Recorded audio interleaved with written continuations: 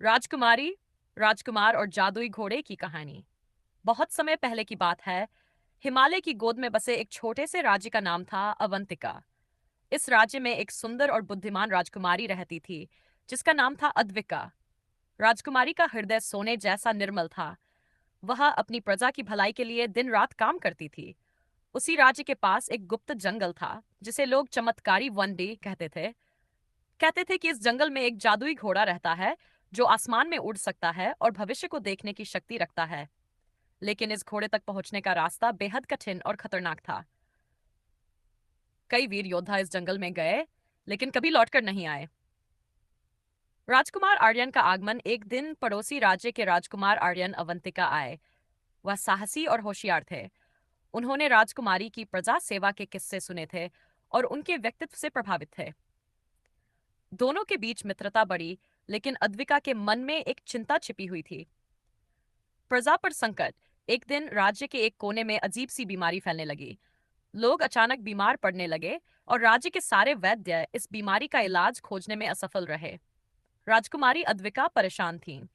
तभी एक बूढ़े साधु ने महल में आकर कहा, इस बीमारी का इलाज चमत्कारी वन में रहने वाले जादुई घोड़े के पास है। वही घोड़ा एक ऐसी औषधि दे सकता है जिससे यह बीमारी दूर हो जाएगी। साहसिक यात्रा। राजकुमार आर्यन ने अद्विका से कहा, मैं जादुई घोड़े को ढूंढने जाऊंगा। अद्विका पहले तो डर गई, लेकिन आर्यन की दृढ़ता देखकर उन्होंने उसे अनुमति दे दी। साथ ही अद्विका ने अपने बचपन का एक अमूल्य ताबीज आर्यन को दिया और कहा, यह ताबीज तुम्हारी रक्षा करेगा। आर्यन ने अपनी तलवार उठाई और चमत्कारी वन की ओर चल पड़ा। जंगल घना और रहस्यमय था। रास्ते में कई बाधाएं आईं, जहरीले सांप, भयानक तूफान और छलावे।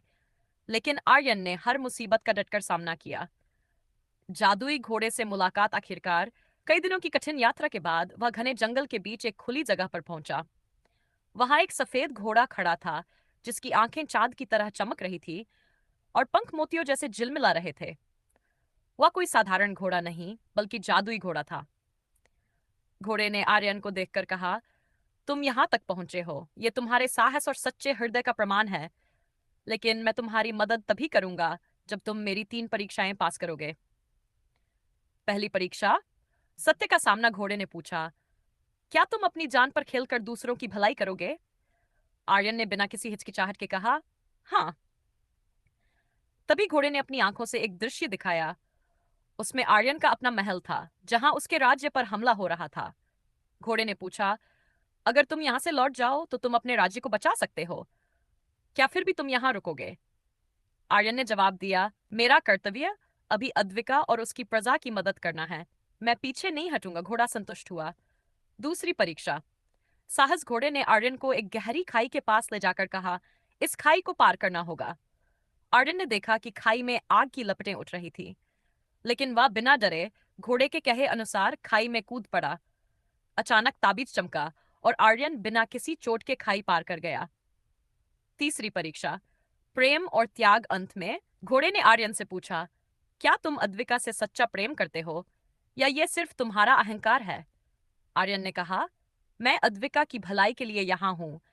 अगर मुझे अपना जीवन भी त्यागना पड़े तो मैं ये खुशी खुशी करूंगा। घोड़ा मुस्कुराया और कहा, तुम सच्चे प्रेम और साहस के प्रतीक हो। अब मैं तुम्हारी मदद करूंगा।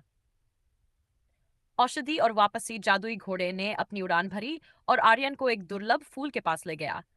उसने कहा, यह फूल उस औषधि का स्रोत है जो बीमारी को दूर कर सकती है। इसे तोड़कर ले जाओ।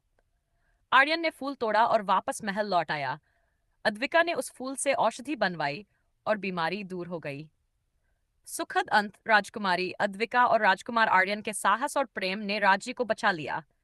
अद्विका ने आर्यन से विवाह किया और दोनों ने मिलकर राज्य की भलाई के लिए काम किया।